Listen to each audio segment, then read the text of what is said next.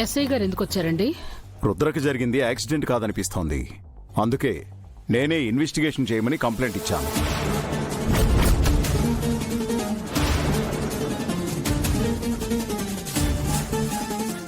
మీరిచ్చిన కంప్లైంట్ బట్టి ఇన్వెస్టిగేషన్ చేశాను సార్. రుద్రక్ గారికి యాక్సిడెంట్ చేసిన ట్రక్ నెంబర్ ప్లేట్ను బట్టి సీసీటీవీ ఫుటేజ్ని చెక్ చేశాం.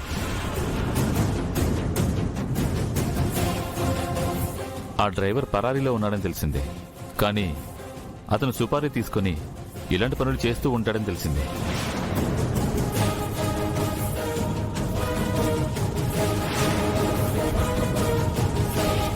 దీన్ని బట్టి అతనికి ఎవరో సుపారీ ఇచ్చి ఈ యాక్సిడెంట్ చేయించి ఉంటారనిపిస్తుంది. మీకెవరైనా శత్రువులు ఉన్నారా? అనవసరమైన గొడవల్లో తలదూరుస్తుంటే శత్రువులే ఉంటారు. సరే, ఈ ఎస్ఐ గారు చెప్తున్న సొత్తుంటే ఆ హీరోయే ఏదో చేసినట్టున్నాడు. అన్ని అల్లగోలాగా రంగంలోకి దించేయలే.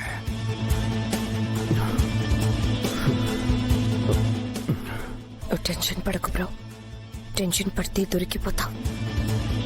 అయితే మీకెవరి మీదైనా అనుమానం ఉంటే చెప్పండి, ఆ సైడ్ నుంచి ఇన్వెస్టిగేషన్ చేస్తాం.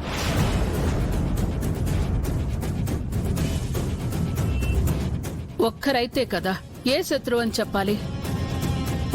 శకుంతల, నేను మాట్లాడుతున్నాను కదా. మాట్లాడండి. బిజినెస్ పరంగా, బాక్సింగ్ పరంగా మా రుద్రకి శత్రువులున్నారు. ఇదివరకు కూడా అటాక్ జరిగింది. ఈ యాక్సిడెంట్ చేయించింది బయట శత్రు ఎవరో కాదు మాయా, ఇంటి శత్రువే.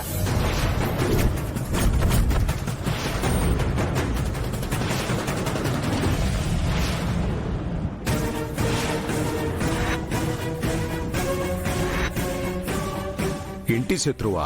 ఎవరు? ఎవరో కాదు, ఈ వీరుయే, ఈ వీరుయే, వీరుయే, వీరుయే.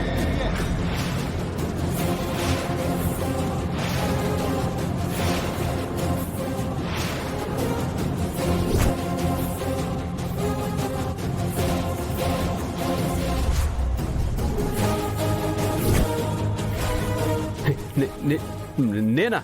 నేనేంటి? అవును నువ్వే. మా బావను చంపించాలని చూసినావు, యాక్సిడెంట్ ప్లాన్ చేసినావు. అబద్ధం. రుద్రబాబుని చంపించాల్సిన అవసరం నాకేంటి? అవసరం నీకే ఉంది. ఎందుకంటే సూర్య చేస్తున్న బిజినెస్ లో జరిగిన మోసానికి కారణం నువ్వే అనిపించే మా బావ బయట పెట్టాడు కాబట్టి.